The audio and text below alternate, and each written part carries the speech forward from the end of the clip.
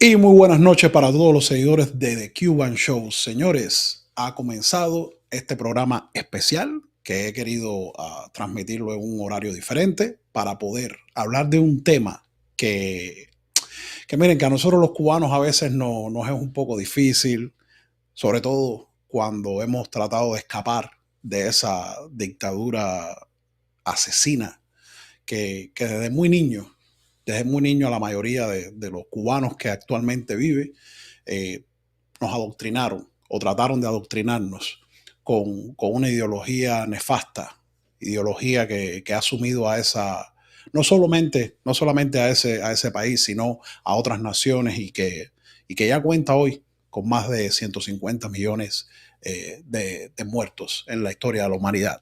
Y estoy hablando precisamente del marxismo-comunismo, ideología la cual, como todos saben, desde tempranas edades estos regímenes totalitarios empiezan a, a implementar en los centros de enseñanza. Pero bueno, yo quiero hacer este programa algo a petición de muchos seguidores que, que me han contactado muy preocupados con lo que se está viendo en las escuelas y en los centros de enseñanzas hoy en día en los Estados Unidos de América. Para algunos, el tema se trata de la diversidad, la equidad y la inclusión. Para otros un poquito más iluminados, sabemos, y sobre todo los que vivimos ese sistema, sabemos en qué se basa esta doctrina. Eh, yo lo llamo marxismo cultural, otras personas le tienen otros nombres, pero bueno, yo quiero presentarles aquí a una persona que nos va a iluminar un poco con este tema y que está muy empapado sobre las bases de qué va esta doctrina y cuál es el objetivo detrás de esta doctrina. Entonces quiero darle la bienvenida acá a alguien especial que he estado esperando. Llevo mucho tiempo tratando de entrevistar a mi querido profesor Julio Schilling. ¿Cómo anda, profe? Encantado, Vladimir, de estar contigo y muchísimas gracias por la invitación. Bueno, gracias a usted por aceptarla. Y bueno, Julio es, además de un gran patriota que sigo hace mucho Muchas gracias. tiempo, es un académico de los que ha estudiado, pero bien a profundidad el tema que quiero tratar esta noche. Y por eso pensé en él para poder ampliar un poco el espectro de esta doctrina que ya tenemos acá en Estados Unidos. Entonces, bueno, profe, me gustaría que comenzáramos por la pregunta principal. ¿Qué cosa es el DEI? Diversidad, equidad e inclusión. ¿Cómo no?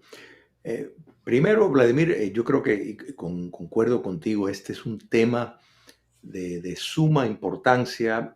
Primero, porque muchas personas que viven fuera de los Estados Unidos y de los países europeos democráticos no, no entienden bien qué significa toda esta gama de programación que está diseñado para subvertir el orden de gobierno republicano y establecer un modelo socialista con apego global. Esa es la meta. Entonces, si me permites, para darle una apreciación a esto bien, o sea, ponerlo en un contexto para que todas las personas lo entiendan. Primero, todos los modelos, el capitalismo, el marxismo, lo que es la democracia, el liberalismo, todos los procesos son dinámicos. En otras palabras, con el tiempo hay ajustes y cambios. Ninguno es estático, pero sí retienen determinadas bases y apegos fundacionales que lo mantienen, pero su rostro, su forma de presentarse va cambiando. Eh, la caída del comunismo soviético y posteriormente a eso, el fallo de las predicciones de Marx y Engels en cuanto a el desastre económico que el capitalismo estaba supuesto a producir, que no ocurrió, y la Primera Guerra Mundial, que otra serie de teorías marxistas que se suponía que los trabajadores iban a sublevar unión a los capitalistas que estaban ya teniendo pérdidas y viviendo en la miseria contra el sistema. Nada ocurrió, al contrario, fueron a la guerra, como lo demostró la Primera Guerra Mundial, por la nación, por las etnias, por la religión. Nadie fue por clase social. Quiere decir que las predicciones del marxismo quedaron abolidas. Había diferentes, y justo estoy en un capítulo precisamente que estoy escribiendo sobre un libro de marxismo cultural estoy tocando este mismo tema en estos momentos. El proceso, la verdad, al quedar desnudo, pues entonces entraron diferentes vertientes a decir, bueno, esto no ocurrió por esto no ocurrió por lo otro. Y entre un grupo de marxistas que podemos decir el húngaro George Lukács, el italiano Antonio Gramsci y el grupo de comunistas alemanes conocidos como Colegio de Frankfurt, porque venían del colegio del colegio de Frankfurt en Alemania. Posteriormente, con la llegada de Hitler, se fueron para los Estados Unidos. Estos pensadores decían que el marxismo clásico, el original, pues se enfocaba en una infraestructura que era el sistema económico que producía unas determinadas relaciones y un desastre. Pero estos pensadores marxistas dijeron, bueno, lo de Marx no funcionó, las predicciones de Marx y Engels no se dieron porque hay una superestructura. En otras palabras, hay un armazón cultural, que es lo que no permite que los pobres puedan entender su miseria y se puedan rebelar. Entonces, a partir ya de la década de los 1920, se empieza a maquinar, ya abandonando de que la economía es lo que más determinaba, sino que la cultura. Entonces, a partir de ahí, la dinámica cambió. La caída del comunismo soviético tuvo un impacto muy importante porque la Unión Soviética mantenía la tesis antigua de la predominancia de la economía en gran medida. Entonces, todo esto llegó a materializar lo que hoy tenemos como principal mecanismo para derrocar los sistemas democráticos en el mundo, es el marxismo adaptado a la cultura. Se le puede llamar marxismo cultural, algunos le llaman neomarxismo, algunos le llaman marxismo actualizado, marxismo moderno, marxismo occidental, no importa. Y le dan el nombre antiguo a marxismo vulgar, marxismo ortodoxo, marxismo clásico. Es el mismo marxismo que se ha desarrollado y hoy en día en las democracias, cuando están en lucha, pues naturalmente herramientas en la cultura tienen primacía. Y el Colegio de Frankfurt logró darle nombre y apellido a estos mecanismos llamándole teoría crítica. A mí me gustaría hacer un stop ahí, porque bueno, yo tengo, por supuesto, la información sobre qué es el Colegio de Frankfurt y todo, pero bueno, a veces los seguidores desconocen algunos de estos temas y me gustaría, como usted mencionó ahorita a Gramsci, que fue, en mi opinión, uno de los grandes impulsores de esta nefasta ideología, que nos explicara qué cosa era el Colegio de Frankfurt. ¿Cómo no? ¿Cómo no? Breve, breve, muy breve. ¿Cómo no? Empecé, mira, mencionándote el húngaro George Lukács. George Lukács fue probablemente el primer orador del Colegio de Frankfurt. Él después se desprendió de este instituto, que era el Instituto para la Investigación Social del Marxismo. Le cambiaron el nombre y quitaron la palabra marxista porque estaba muy cargada.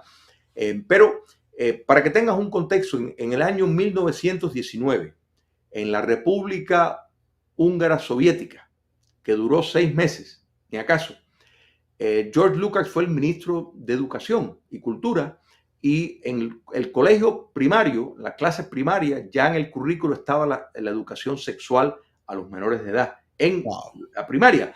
Eso pues, fácilmente fue derrocado porque, imagínate tú, hubo una sublevación en Hungría acerca de eso. Pero para que entiendas, o sea, bueno, no tú, yo sé que tú entiendes esto, pero para poner en un contexto importante que estas ideas que estamos viendo ahora no vienen de ahora. 1919, Hungría, la República Soviética Húngara, tenía clases de sexualización a los menores de edad como parte del currículo del colegio primario, la educación primaria. Entonces, ¿por qué? Porque veían la importancia, y esto lo articuló el italiano Antonio Gramsci muy bien, que voy a entrar en él ahora, sobre uno de los pilares necesarios de destruir para poder precisamente culturalmente establecer la hegemonía, la predominancia.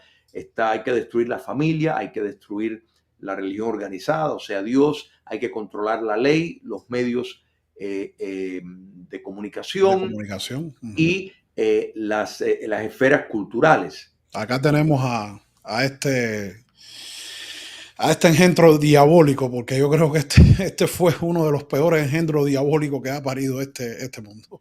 Sí, Antonio Gramsci, o sea, un comunista convencido desde el primer momento, porque todos vieron lo que ocurrió, o sea, lo que no ocurrió, de acuerdo a lo que dijo Marx, y todos se rascaron la cabeza y dijeron, ¿qué habrá pasado? O sea, podían haber dicho, bueno, es que esto no sirve, pero no. Ellos convencidos de que Marx estaba Equivocado.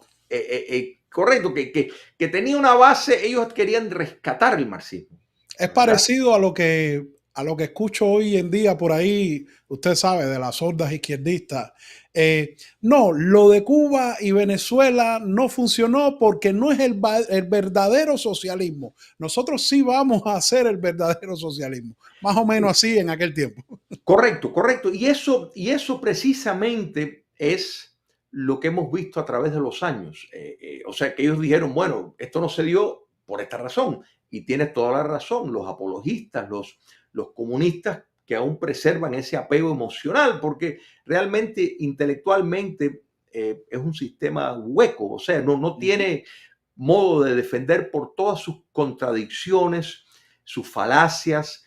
O sea, es como tú dices, pero ¿cómo es que ha durado? Bueno, ha durado porque apela a las emociones y ha tenido muy buenos propagandistas y una clase intelectual que sí, pues ha creído en eso. Antonio Gramsci es italiano que fue en determinado momento, según el movimiento de Mussolini, que Mussolini fue un marxista convencido. El padre de Mussolini estuvo en la Internacional con Marx, era íntimo amigo de Marx, y Mussolini creía en el marxismo, pero él también, y el fascismo es otro desprendimiento de esas predicciones fallidas de Marx y Engels, que a raíz de ya la Primera Guerra Mundial dijeron, no, el socialismo como único puede funcionar es por medio del fascismo, porque el fascismo, Vladimir, como tú bien sabes, es socialista. Es socialista. Es Socialista. socialista. Nos han Entonces, querido vender miles de versiones y miles de todo, pero no, el fascismo es socialista. y Gramsci logró escribir una cantidad, un sinnúmero de cantidad de notas de prisión que las llamó cuadernos, donde en efecto articulaba de la importancia de la hegemonía cultural, o sea, de tener la predominancia de la cultura. Él decía que el marxismo tenía que imitar a la Iglesia Católica, sobre todo, como mecanismo para promover la cultura, porque por medio de la cultura es como único se Exacto. puede llevar a cabo los cambios. Consideraba, era un leninista convencido, o sea, creía en una fuerza élite para imponer estas ideas, y él abogaba mucho en lo que él llamó un intelectual orgánico, o sea, un intelectual que más que intelectual era un agitador político, ¿no? ¿Verdad? Esa es la idea. Y a la misma vez que esto está ocurriendo, entonces el Colegio de Frankfurt, que se estableció en el año 1923, que de nuevo George Lukács fue su primer orador, en efecto fue lo que podemos llamar hoy un tanque de pensamiento marxista para rescatar el marxismo y buscar las formas de por qué no se dio las cosas que estaban supuestas a darse, en dónde falló y cómo se podría mejorar. El ascenso al poder de Hitler, pues hizo que abandonaran y casi todos vinieron para los Estados Unidos. Y ahí es este grupo de comunistas alemanes llegaron a los Estados Unidos y estaban horrorizados con lo que estaban viendo, horrorizados porque veían la cultura popular estadounidense por medio de las películas de Hollywood, por medio de la prosperidad económica que había, como la clase trabajadora, había una gran clase media que tenía peso y que nadie estaba interesado en hacer revolución ni derrocar el sistema. Ellos dijeron, esto más nunca se va a resolver si no cambiamos a la forma en que las personas pueden pensar y ver. Recuerda que la cultura es como nosotros podemos definir la realidad material, o sea, lo que vemos. Entonces ellos desarrollaron una serie de tesis y casaron el marxismo con el psicoanálisis de Freud, el freudismo. Completaron el cuadro porque Marx, por ejemplo, no hizo mucho trabajo en psicología social, pero tomaron de Freud cuestiones de represión sexual y ellos, pues, particularmente el pensador del colegio de Frankfurt, que en mi opinión es el que más impacto ha tenido en el occidente, que es Herbert Marcuse, donde literalmente tomaba la represión sexual y veían en la liberación sexual como una forma de subvertir el orden. Ellos les llaman liberación, pero la idea era promover los mismos conceptos marxistas de concluir con la enajenación de la persona, promover ese mismo frente, El pero nihilismo era uno los pensamientos estos, las corrientes de pensamiento, el nihilismo que daba a la correcto. gente la libertad de, bueno, no importa que yo esté desnudo, yo estoy en otra dimensión, mi cuerpo yo lo veo desde otro punto de vista, desde otra perspectiva, y es mucho de lo que estamos viendo hoy en estas paradas que Es que todo esto está conectado porque después vinieron los teóricos marxistas culturales de segunda generación que profundizaron y desarrollaron, por ejemplo, específicamente tomando del Colegio de Frankfurt, que de nuevo, después de la Segunda Guerra Mundial, algunos de ellos regresaron a Alemania, pero el que más impactó, de nuevo mi apreciación, Herbert Marcuse, se quedó y escribió tratados que hoy estamos viviendo eso. Por ejemplo, su ensayo de represión tolerante, o sea, es en efecto lo que estamos viendo porque en ese ensayo él habla de la necesidad de reprimir todas corrientes de derecha y conservadora como única fórmula para poder avanzar el marxismo y la agenda de la izquierda. Directamente él decía que hasta los derechos civiles de estos todo, grupos hay que eliminarlos. Y todo, eso es como lo estamos viendo.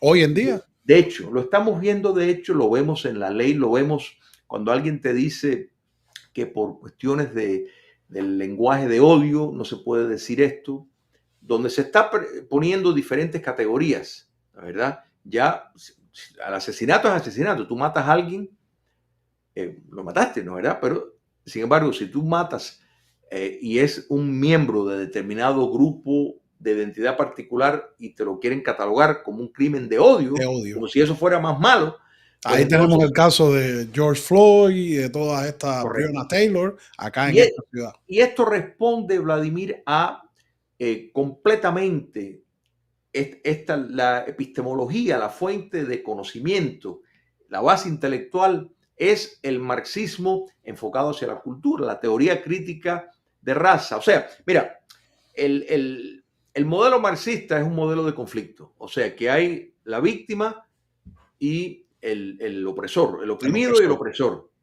Entonces, diferentes corrientes del marxismo cultural, de la teoría crítica, por ejemplo, la teoría crítica de la raza, pues ahí el opresor es el blanco, el oprimido es el negro. La Ujú. teoría crítica feminista, pues el opresor es el hombre heterosexual El hay que estar claro, patriarcado. patriarcado y la mujer. La teoría crítica postcolonial, que es lo que estamos viendo con toda esta cuestión, esta sublevación de la causa llamada Palestina, Ujú, que otro nombre para el postcolonialismo es el tricontinentalismo, que ujú, eso muchos de tu audiencia en Cuba lo van a entender, porque precisamente lo que vimos en el encuentro de la tricontinental en el año 1966 es producto del invento del postcolonialismo, que abarca esa misma fuerza no solo anticolonial, sino antiimperialista, llamada antiimperialista y llamada anticapitalista. Entonces, en ese caso, pues la víctima es el que fue colonizado y el colonizador, el poder europeo, es el opresor. Entonces, para todas estas categorías, ¿no es verdad? Vemos la ideología de género, que de nuevo quieren imponer determinadas falsedades. Y en esta conversación tenemos que añadir algo muy importante, Vladimir, y eso es el marco intelectual que que estamos viviendo aún todavía a partir de la década ya de 1960 en adelante, y eso es el postmodernismo. Postmodernismo fue constituido por marxistas, pero marxistas radicalizados, como Michel Foucault, Lyotard, Jacques Derrida. Ellos, o sea, el postmodernismo abarca y dice que no hay verdad, no hay verdad, todo es de acuerdo como uno lo ve, todo es de acuerdo a el entorno y la lectura que uno le da. Entonces, el postmodernismo le dio rienda suelta al marxismo cultural para decir y hacer lo que quiera. La teoría crítica queer, que muchos creen que está limitado digamos, al grupo del abecedario LGBT, qué sé yo, qué sé yo. No, no. Queer es todo lo que va en contra de la norma. Quiere decir que si alguien se autopercibe como un elefante y quiere ser tratado como un elefante, pues lo que se busca es la imposición que la ley te reconozca como un elefante y que te respete como un elefante y te dé los derechos de un elefante. O sea, esa locura, que esto parecería una novela delirante y mala, porque nadie lo fuera a creer, es lo que estamos viviendo, pero esto tiene un fin: relativizar todos los valores, destruir a la familia, destruir la religión, particularmente la religión cristiana, porque es la base de la civilización occidental con los valores judeocristianos, es la destrucción del concepto de nación, del concepto de la clase media, para dar el poder a un grupo minoritario, elitista, global, ¿la verdad? Que puede la que dictar por medio de determinadas instituciones como las Naciones Unidas. Y esto, en un paréntesis, Vladimir, es lo que siempre los socialistas fabianos abogaban. O sea, los socialistas fabianos, desde el principio, y ellos surgieron en 1884, ellos compartían con Marx y Engels básicamente esa misma visión de lo que quisieran para el mundo, excepto que ellos pensaban que Marx y Engels estaban perdiendo tiempo enfatizando en la economía y enfatizando en la necesidad de hay que tener una revolución sangrienta para poder imponer esto.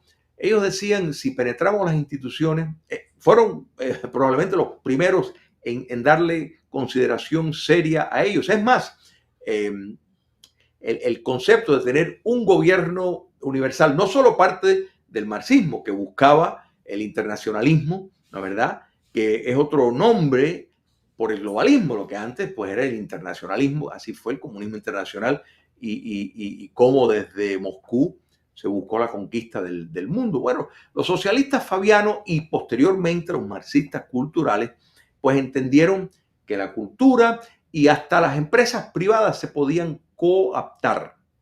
Entonces, cuando vemos, por ejemplo, lo que se conoce como las siglas DEI, o sea, diversidad, equidad e inclusión, estos son herramientas disfrazadas para promover la diversidad, la equidad y la inclusión que realmente cuando vas a la implementación, no al lenguaje abstracto que dan de lo cuáles son sus objetivos, sino cuando vas al detalle de esta programación, es para reforzar y estar de policía político en las empresas, en determinados órganos sociales, para imponer el marxismo cultural. O sea, vertientes de ella, la teoría crítica queer, por ejemplo, la ideología de género, para en efecto imponerlo, obligar a las personas a no expresarse en contra de que no hay solamente dos sexos, cuando solamente hay dos sexos. O sea, un hombre podrá Autopercibirse como quiera. exacto, podrá mutilarse, podrá tomar todas las hormonas que quiera, vestirse como quiera, y va a ser un hombre siempre. No importa que luzca como una mujer o viceversa. O sea, la castración no te hace dejar de ser hombre. Vas a seguir siendo hombre. Pero esta locura, reforzada por la ley, que como tú bien mencionaste, lo estamos viendo en los Estados Unidos y lo estamos viendo en Europa, donde se criminaliza la sanidad. O sea, se criminaliza el decir, pero ¿de qué estás hablando? O sea, ¿cómo que hay que creer que hay, ¿cuánto? 40, 50 géneros, 60. O sea, tiene un objetivo, esto es buscar aniquilar los preceptos que han sostenido la civilización occidental, porque ese es el enemigo. Yo creo que ese es el principal enemigo, por la supuesto. civilización Y eso occidental. lo dijo claramente Antonio Gramsci, Ujú. George Lukács, el húngaro comunista, pues por eso es que estaba inculcando educación sexual a chicos en la primaria, y el colegio de Frankfurt eso lo entendía, por eso el factor de la hipersexualización Que estamos viendo de hoy en Freud. día. A mí me resulta incluso hasta gracioso, ¿no? Si no fuera más allá de lo nefasta que es esta doctrina, a mí me resulta gracioso la dicotomía que hay en la palabra diversidad e inclusión, porque ellos son diversos y son inclusivos mientras usted practique sus preceptos y principios. El día que usted no practique esos preceptos, entonces ya no eres bienvenido a esta inclusión. Lo cual, por supuesto, es una manera muy fácil de plantear una dictadura que son aquellas dictaduras o algunas de las más exitosas que en nombre o basadas en los principios de la libertad, lo que hace realmente es oprimir y ser intolerante.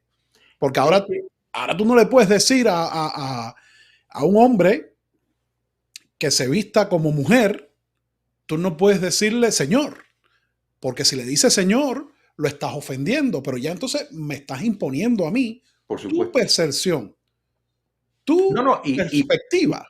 y lo peor es que dependiendo en dónde vivas, puedes ser Exactamente. llevado a la cárcel, o sea, porque estás actuando en conducta criminal. Entonces, esto es, pero es delirante. Esto que estamos viendo es delirante. Y esto, Vladimir, surge, mira, el marxista alemán que he nombrado varias veces, Herbert Marcuse, él se dio cuenta, y así lo describió en sus trabajos, que la noción de la clase obrera, ¿la verdad? Como el motor para propulsar el cambio no iba a ocurrir. No iba a Es ocurrir. más, él lo admitió, el capitalismo ha sido muy exitoso, más nunca lo... Es más, lo peor que tiene el capitalismo es lo exitoso que ha sido en promover los mejoramientos, ¿no es verdad? Que podían haber sido necesarios a raíz de la revolución industrial por todos los cambios tecnológicos que estaban ocurriendo y todos los ajustes sociales. Pero él veía eso y decía, tenemos que apelar a los marginados o lo que pueden ser percibidos como marginados, las minorías, A los minorías. negros, los grupos de desviación sexuales, los desempleados, los presos, Incluso los todo enfermos mentales. lo que se pueden considerar marginados. Y ahí es donde viene el concepto de la política de identidad. Por eso tú ves este enfoque en promover una inmigración en masa, ¿la verdad? Tanto en Europa como en los Estados Unidos. Por eso tú ves la noción de multiculturalismo. Todo, fíjate, Vladimir, que hemos hablado para capitalizar en el tiempo. Hemos hablado de un mar de temas, pero todo está vinculado. Todo Exactamente. está vinculado porque cuando tú promueves el multiculturalismo como si fuera un fenómeno, cuando tú tienes una bandera de arcoíris que no significa nada, es como, ¿qué es eso? Es para desplazar, es para guerrear contra algo establecido que es el muro que ha impedido que llegaran al poder y que lleguen al poder. Entonces, de eso estamos hablando. Cuando en este país el presidente de los Estados Unidos dice en efecto que la mitad del país son grupos en formación de ser terroristas domésticos, porque son conservadores, porque son religiosos, porque son maga, republicanos maga, como él los Porque llama. somos personas sanas y cuerdas en su Es mayoría. que ese tipo de criminalización y criminalización no lo digo de manera ligera. De hecho, uno de sus primeros actos como presidente fue aprobar la ley de terrorismo doméstico, donde habla de nacionalismo blanco, habla de una serie de preceptos. Sin embargo, grupos como Black Lives Matter, como Antifa. Antifa, no están en esa lista, a pesar de los actos de terrorismo extraordinarios que ocurrieron en el verano de 2020. Sí, o sea, uno dice, pero ¿cómo es? Hasta los otros días, Biden en una parada de campaña en Filadelfia, pues hace referencia a que las protestas, que no fueron protestas, fueron motines en 2020, fueron todas pacíficas. O sea, mintiendo descaradamente. Pero eso lo hace porque la narrativa de la teoría crítica de la raza, la narrativa de la victimización entre estos dos polos, entre opresor y oprimido, tiene que mantenerse viva, es parte de la mentira que hay que vender. Y esto, nuestros hermanos en la isla o los que llevan menos tiempo en este país, se darán cuenta que esto es lo que les enseñan en Cuba, en Venezuela, en Nicaragua, es básicamente fabricar, reinventar la historia, falsearlo y falsear los hechos. O sea, en Cuba pues había una mala tormenta. Bueno, hay que echarle la culpa a alguien, a la CIA, vamos a echarle la culpa a la CIA. O sea, porque eso es parte de la metodología para promover estas ideas. Entonces, eso es el mundo que estamos viviendo y cuando vemos, tú dices, pero ¿qué sentido tiene que tenga la anarquía en la frontera sur de los Estados Unidos cuando saben que eso les va a costar políticamente? Ahí te das cuenta que estas personas son revolucionarios convencidos. Y en el caso de los Estados Unidos, quien está mandando no es Joe Biden, es No, Barack Obama, que fue quien fue quien enraizó este régimen. O sea, fue quien penetró instituciones clave en el FBI, en la CIA, en el Servicio de Rentas Internas, en la Agencia Ambiental y que dijo Federal. que iba a destruir este país desde los cimientos. Correcto, correcto. Iba a cambiar el sistema de este país desde los cimientos. Y esa Así era es, una de las teorías gramscianas de Anthony correcto. Gramsci. Por eso, Totalmente. por eso cuando yo a veces, ¿no? Las personas me dicen, pero ¿por qué tú le dices comunistas a esta gente? Le digo, porque lo son. Claro, Ellos practican el comunismo más crudo que tú puedas entender. Lo que pasa es que no te van a decir, yo soy exactamente, comunista, porque la exactamente. palabra comunista de un tiempo hacia acá, por supuesto, se veía muy mal en la sociedad. Entonces se van a disfrazar de liberales, que bueno, también está esta diferencia de los liberales. Por ejemplo, en Argentina se le dice liberales a los libertarios en realidad, pero bueno, acá liberal sabemos que es un poco más socialdemócrata y toda esta definición, que para mí todo es el comunismo. Y muchas de estas personas como es la Hillary Clinton, como es Barack Obama, su autor de cabecera era Saúl Alinsky. Correcto. Y, y, y cuando tú ves la teoría de Saúl Alinsky de cómo hacer las revoluciones, te das cuenta que es un ferviente, digamos, discípulo de todas estas teorías Correcto. gramscianas, de la escuela de Frankfurt, como también, por ejemplo, para ponérselo un poco más en contexto a nosotros, los cubiches, ¿no? Antón Makarenko, que fue otro de estos discípulos de Gramsci, que revolucionó la teoría gramsciana para poder incluirla en los métodos de enseñanza. Y bueno, ¿quién aquí no ha escuchado los maestros Makarenko? Desgraciadamente mi madre, que ya falleció hace par de años, fue una de estas maestras Makarenko. Y era este método de enseñanza gramsciana, porque era gramsciana, claro. En la Cuba de los 60 nadie te iba a decir, no, Anthony Claro. Gramsci, nadie sabía de dónde venía esto. Y No, se pero fueron transformando, fueron varios discípulos, como usted dijo ahorita mismo, los marxistas de segunda, tercera y cuarta generación, ya yo no sé ni cuántas generaciones hay, pero es lo que nos ha llevado a toda la debacle que estamos viendo hoy en los sistemas de enseñanza. Y no, que, y fíjate, Vladimir, para cerrar el programa, y yo creo que hemos tratado de cubrir un terreno grande, pero es importante que entiendan que el papel de Cuba comunista en precisamente introducir este tipo de mezcla que hoy mismo Cuba comunista fue para los pensadores, los teóricos del marxismo que abogaban por la vía cultural. Cuba comunista fue precisamente un modelo para ellos, o sea, porque volvemos a la noción de la tricontinental, donde de nuevo ya el enfoque se salió de simplemente un sistema económico que había que derrotar, sino era todo un sistema político.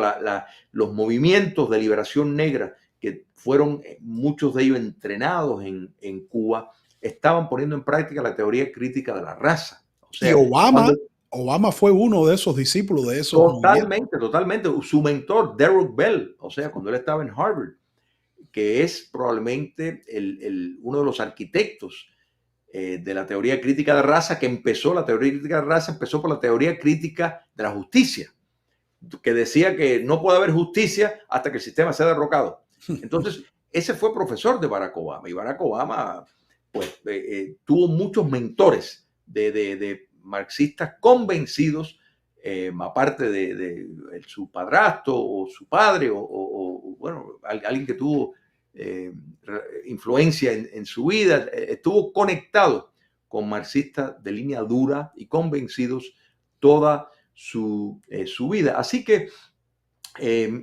para cerrar, Vladimir, te felicito por de nuevo insistir en un programa como este, porque si no entendemos la cosmovisión de dónde vienen estas ideas, pues, porque si tú entiendes de dónde viene, pues te es fácil identificarlo. Por Te es supuesto. fácil porque si tienes un hijo en el colegio y le están hablando de que hay que por ser blanco eres explotador, cuidado, ya tú sabes ya que ahí están imponiendo. No, incluso, y es el peligro mayor que yo veo en todo esto, esta teoría de marxismo cultural está presente hoy en Ujú. todos lados. Estamos hablando en Hollywood, estamos hablando en Netflix, que por supuesto la gente lo consume tanto. Estamos hablando en la industria de la música.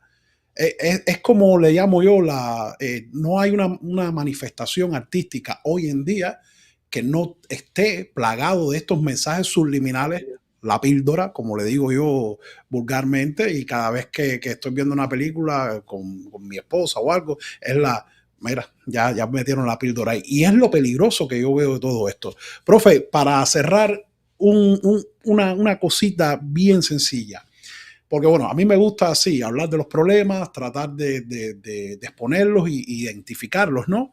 Pero ¿tendría usted, y creo que esto a lo mejor nunca se lo han preguntado, ¿tendría usted alguna manera o alguna sugestión para combatir esta doctrina que que tenemos en todos los ámbitos de la sociedad hoy en día, Sí, cómo prácticamente. no. No es tan complicado. Simplemente, en cuanto a los colegios, y legalizar que se enseñen doctrinas marxistas. En cuanto a el mundo comercial, estas doctrinas de la DEI, que de nuevo son programas y políticas para reforzar y obligar la aceptación de doctrinas marxistas en las empresas. En gran medida uno dice, bueno, pero se han vuelto locos todos los empresarios. No, es que tres empresas, tres compañías que son fondos de inversión, BlackRock, BlackRock. Vanguard y State Street, controlan el 88% de las acciones por medio de ser fondos de inversiones en las 500 empresas más grandes de los Estados Unidos. Entonces, con ese control sobre las acciones en las empresas principales de los Estados Unidos, ellos pueden obligar a que acepten determinados mecanismos. Entonces, esto hay que legalizarlo. Esto hay que legalizarlo. Hay que poner regulaciones a que una empresa como Google no pueda ideológicamente escoger la información que le da a la persona. O sea, hay determinados mecanismos que ya existen para mantener y asegurar que la información se mantiene fluida y libre. La sección 230, de la cual empresas como YouTube, Facebook, X, que ahora ya no hace falta por la libertad Gracias que a hay, Elon Musk. que no pueden, en efecto, estar eximidos de ser demandados porque no son dominios públicos, tienen una visión ideológica. Entonces, esto se puede regular. Cuando cae el comunismo, el nazismo alemán, en Alemania se tomó determinados procedimientos, no solo los juicios de Nuremberg, que se criminalizó actividad criminal, se ilegalizó el Partido Nacional Socialista, se ilegalizó la apología al nacionalsocialismo y se implementó una serie de leyes complementarias para asegurar de que eso no ocurra, que movimientos y partidos antisistema no puedan llegar al poder. Yo creo que esto, o sea, es posible. Estamos viendo, por ejemplo, en nuestro continente, Javier Milei en Europa, Giorgia Meloni, Orbán en Hungría, Vox en España. Estamos viendo corrientes que claramente ven esto como un problema. El presidente Donald Trump,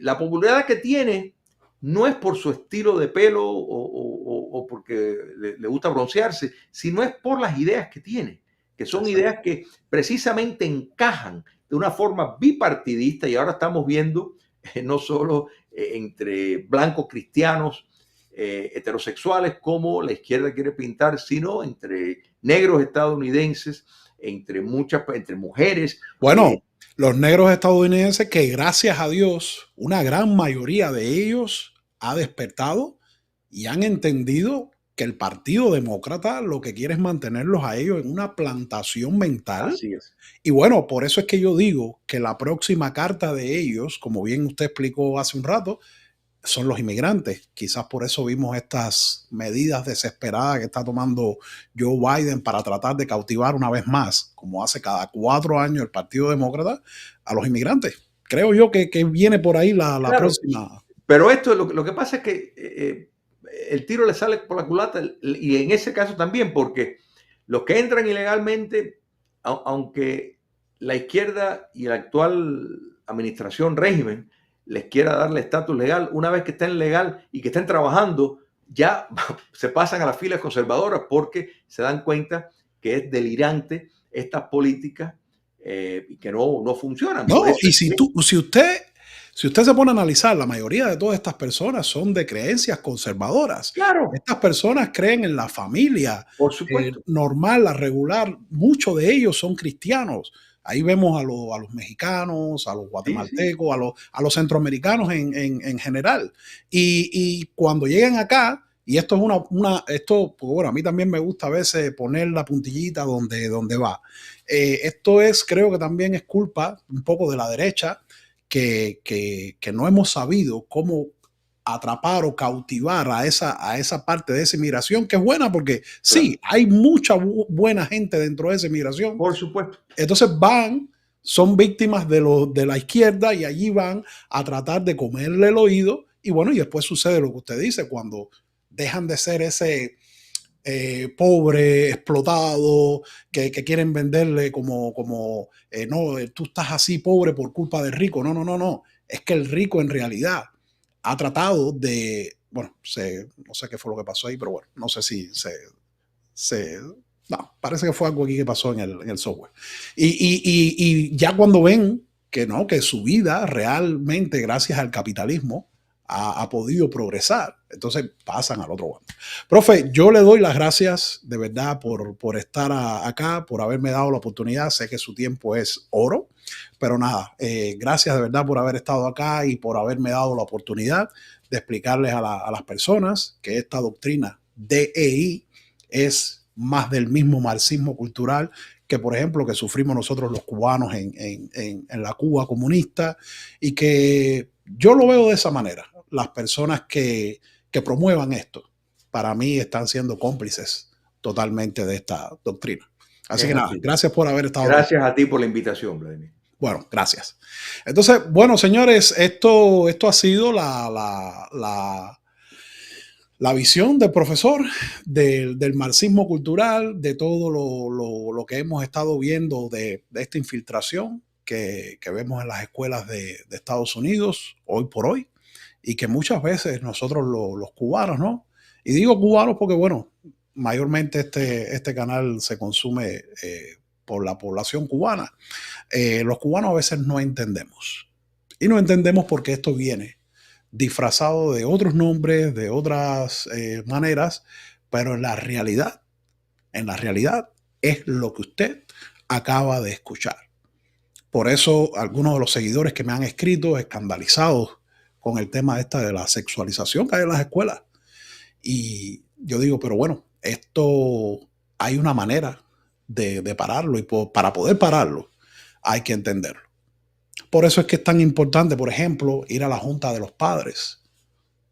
Y hay varios amigos ahí en la comunidad cubana, sobre todo abajo en la Florida, que están muy al pendiente de todas estas juntas, porque en estas juntas precisamente es donde se lleva a votación todo el tema este de la teoría de la raza, del DEI. Y entonces, imagínese usted, vinimos huyendo de Cuba, de la Cuba comunista, donde nos adoctrinaban en la escuela con también los preceptos de esta misma doctrina. Entonces llegamos acá y muchas veces nuestros hijos son víctimas de este mismo adoctrinamiento. ¿Y después en qué se traduce esto? Nada, en todas esas protestas que vemos en las calles, que al final no son protestas, sino vandalización. Y muchas veces la gente dice, pero bueno, pero mira, ese muchacho no tiene ni 17, 18 años. Pero es que ya hay un trasfondo detrás de todo eso.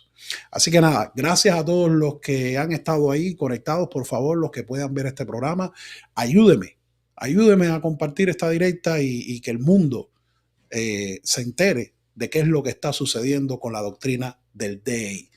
Muchas gracias, que Dios me los bendiga y manténganse ahí al tanto, que miren, como siempre digo, olvídese lo que te diga el DEI, olvídate lo que te diga el marxismo cultural. La verdad, y solo la verdad, usted la va a escuchar aquí, en The Cuban Show. Bye.